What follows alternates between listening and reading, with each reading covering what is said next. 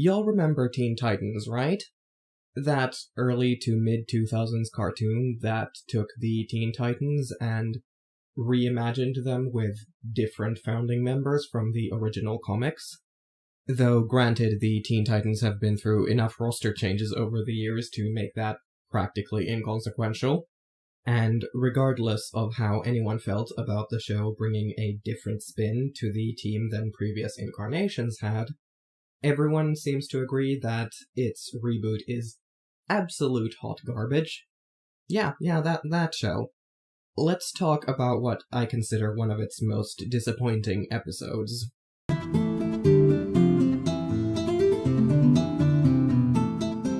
Before I get started, I want to get this out of the way. I love Teen Titans. These guys introduced me to superheroes as a kid. They introduced me to DC, and would eventually lead me to watch The Batman, sparking a mild obsession with the Bat family, which lives rent-free in the back of my head to this day. I can also probably blame them for the fact that one of the only Marvel superheroes I've ever really liked is Spider-Man. I vividly remember trying to watch the Avengers cartoon when I was a young teenager. As soon as I realized most, if not all of them, didn't have secret identities, I immediately lost interest. Something the relatability of having a secret identity and the complexities it causes in your everyday life to a queer teenager. Suffice it to say, I have a considerable soft spot for Teen Titans. I still find the show very charming and nostalgic. So, when an ask popped into my ask box about if I'd ever considered talking about this episode in particular, I immediately hit pause on my plans for my next video and pivoted.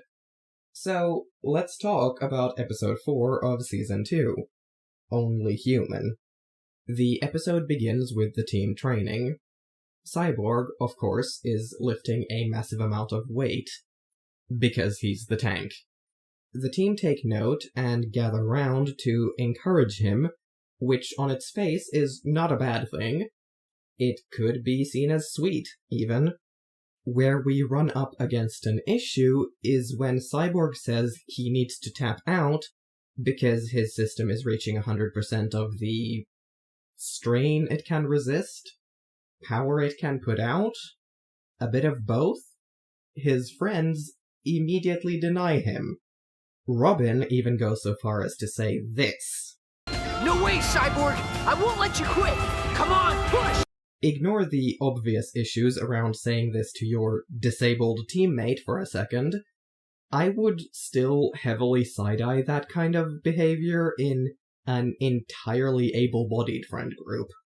If you need to tap out, you tap out. Overexertion never leads anywhere good. It leads to strain injuries and even, in extreme cases, to fatalities. This is not an issue unique to disabled people. Predictably, Cyborg ends up crashing hard. And I'd like to take a moment and note how dangerous this is. The amount of weight he's lifting is literally superhuman. While he may be more durable than most of us, this amount of material crushing him into a stone floor would probably not be good for him. What's worse is because he's the strongest member of the team, he doesn't have anyone who can spot him.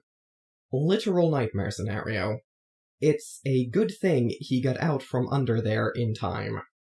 Feeling humiliated and understandably ticked off, Cyborg storms out. He is followed by Robin, who immediately realizes that even though he doesn't exactly know how, he obviously messed up somewhere. Here, I think the show actually does a decent job illustrating the difference in how aware disabled people and able-bodied people tend to be of their limits. Able-bodied people tend to have this attitude of, you can always push a little harder, do a little more. If you just put in a little more elbow grease, you'll get there. Disabled people, however, tend to be much more in tune with what our bodies can and cannot do. We have to be, as a matter of survival. In this case, it's because Cyborg has systems in his sci-fi prosthetics that tell him exactly when he's hit his cap, but it still works. When disabled people say we can't do something or we've reached our limit on something, we mean it.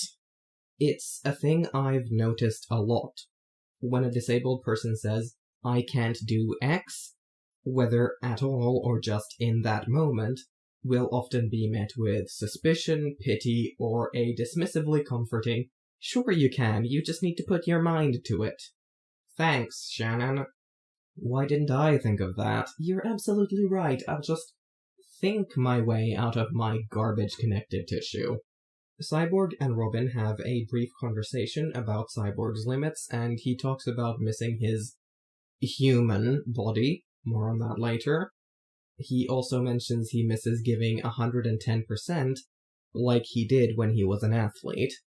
This is not only a toxic mindset, and I am so mad at his old coaches for instilling that in him, it's quite literally impossible. It's one of those American sayings on the level of pull yourself up by your bootstraps. No matter the context it shows up in, it only ever fosters a culture of overwork, stress, burnout, and in the worst cases, actual injury. Now, if we look at this start, we have a good foundation for an episode about not pushing yourself too hard, learning to take breaks, and understanding and working around your limits, with a potential B-plot about how able-bodied friends of disabled people can become better allies by listening to and trusting their disabled friends about their limits and accessibility needs, and how you can hurt someone unintentionally even when you meant to be encouraging. Is that what the show does? Of course not. Following this blunder during training, the team finds Cyborg blowing off some steam with a fighting game. Instead of leaving him to cool off, Starfire, Beast Boy, and Raven take turns attempting to comfort him. This, naturally, only makes him more annoyed with them. Like, Beast Boy, honey, you are a certified gamer. You should know that walking in front of the screen like this, in the middle of a match, will win you no points with anyone. Like, I love my mom's dog, he's an absolute little goofus, and so precious I can't stand it, but when he jumps up in my lap to stand in front of my screen while I'm playing Elden Ring, the annoyance is only fond because he's too cute to be mad at. Also, he's a dog. He doesn't know he just killed me. He knows I'm paying attention to something, and he wants that attention on himself instead. Honestly, the only reason Delphi doesn't also do this is probably because she's too big, and doesn't have Pico's level of separation anxiety.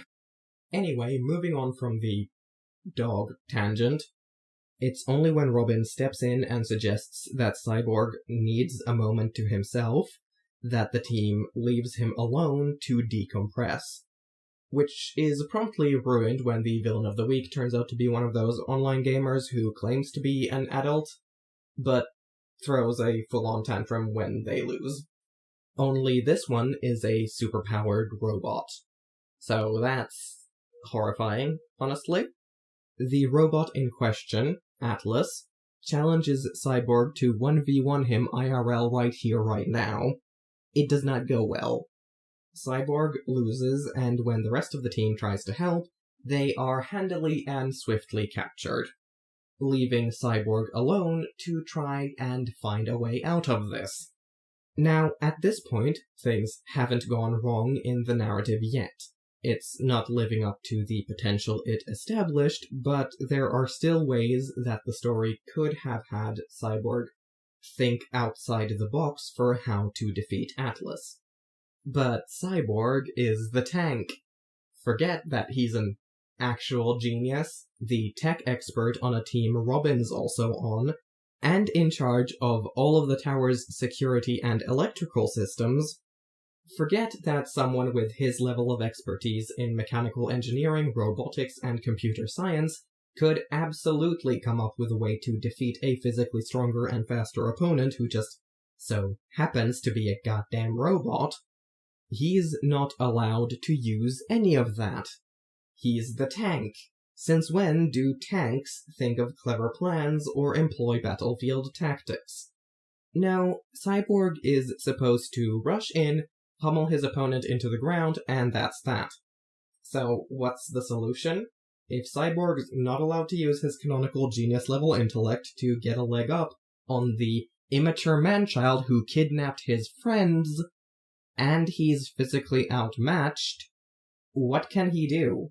This seems like an impossible situation, doesn't it? Well, you see, this is where the writers took all that potential they established at the very start of this episode and gleefully chucked it into a wood chipper. Because the solution, in the end, is that Cyborg just tries harder. He pushes himself up to 100% and then magically breaks past it. Past 110% even, to a mind-blowing 130. And he suffers no ill effects because of it. No mechanical strain, no cracking beyond the strain of his diagnostic system, and no muscle tears in the few flesh muscles he has left. He just had to try harder and believe in himself. He defeats Atlas, and the team walk off into the sunset. Happily ever after. Cyborg even leaves us with this mind-numbing bit of saccharine drivel to cap everything off. My body may have its limitations, but if I put my mind to it, there's no limit to what I can do. After all, I'm only human. On the surface, this might not immediately seem like a bad message. You can do it, just put your mind to it is exactly the kind of superficially motivational but fundamentally hollow catchphrase I remember being bandied about everywhere when I was growing up. Which was, probably not so coincidentally, in part during the years this show was on. It seems nice and wholesome. Just believe in yourself and you can do anything, you know? But it's actually extremely unhelpful. Even for able-bodied folks, it doesn't hold any real value. It's not helpful, it doesn't give any actual advice. The only thing it tells you is that you can already do the thing you're struggling with, you're just not believing hard enough. Which is infuriating and demotivating to hear as a kid who's actually struggling with something. It can feel incredibly dismissive and make the kid more insecure in the long run, because now they're blaming themselves for not getting something that the authority figures around them should have actually helped them with instead of whatever this garbage is. Can you tell I have emotions about this? It only gets more insidious, however, when you place a disabled person in the same context. A disabled person saying, I can't do this thing, and being met with, sure you can do anything you set your mind to, is so wrong on so many levels. Firstly, it's infantilizing. These kinds of empty platitudes are most often directed at children, which is messed up in its own right. Children need actual actionable advice too. So giving those same kinds of platitudes to disabled people is not great. Secondly, it's dismissive of our lived experience. When you tell a disabled person they're wrong about their assessment of what they can and can't do, you're assuming you know their body better than they do. And thirdly, it contributes to the stereotype of disabled people as lazy grifters who just can't be bothered to get up and work. If someone tells you their limit, that's their limit, and it's not your place to tell them they're wrong in that assessment. Sometimes, maybe, it's a lack of confidence that's the problem, But you don't know that. And for the person who lacks confidence, just believe in yourself is no more helpful than it is for the person who knows their limits and knows there's a block here that they can't get around. And maybe at some point they will be able to do the thing they said they couldn't, or they'll find a workaround to do basically the same thing but employing different methods. Still doesn't mean their assessment was inaccurate at the time. When a disabled person tells you they can't do a thing, the best thing you can do to meet that is take that information at face value. Trust me, disabled people would much rather talk to other disabled people about our limits and how to work around them than able-bodied people who think they know our lived experience better than us. In general, Teen Titans consistently misses in its attempts to portray Cyborg as a disabled character in an actually positive way. I don't think they came at it from a malicious standpoint, not at all, but the stuff about Cyborg as a disabled person rings far too much of the euphemistic language around disability that's thankfully starting to die out now, but was very much the way of things back then.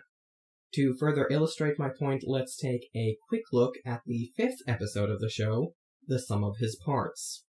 On the whole, the episode itself weirdly works as a metaphor for the family of a disabled person wanting to put said disabled person through medically unnecessary and traumatizing procedures in an attempt to fix them, with an added slight theme of not resting when you need to can actually mess you up pretty bad down the line, even as in the same breath it falls into the old cyberpunk trope of how mechanical can you be before you cease to be human.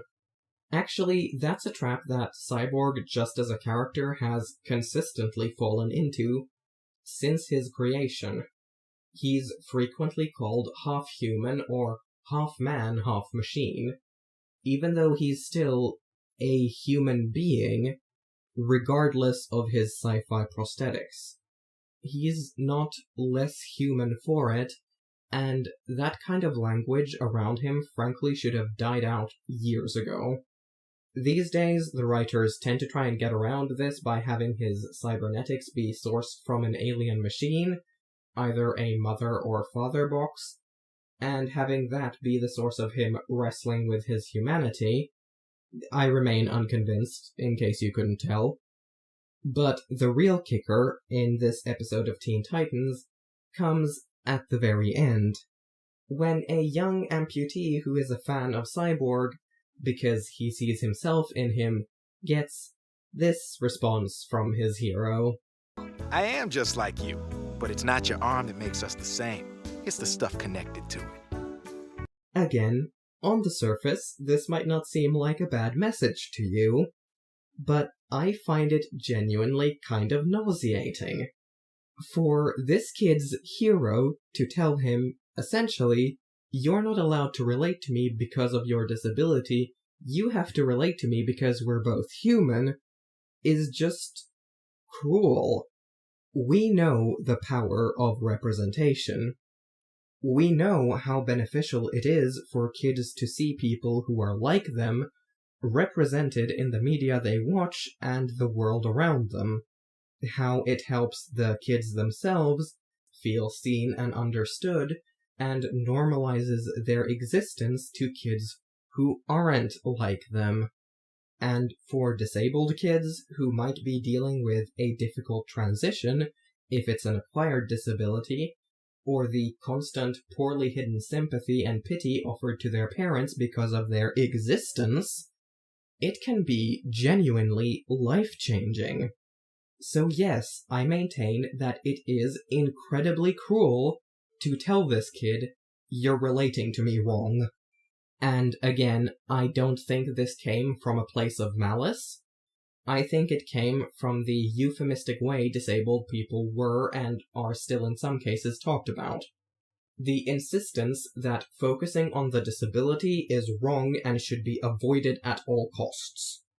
All of this only contributes more to the stigma around disability because, at the end of the day, it still treats disability like it's shameful somehow, as if being disabled is something that could actually detract from a person's humanity. Not gonna lie, this ended up being longer than I thought it was gonna be. I knew I had some feelings about this going in, didn't expect them to be this intense. Anyway, thanks for watching this video. If you liked it, consider liking it and maybe subscribing. I will be back here Thursday after next. Bye!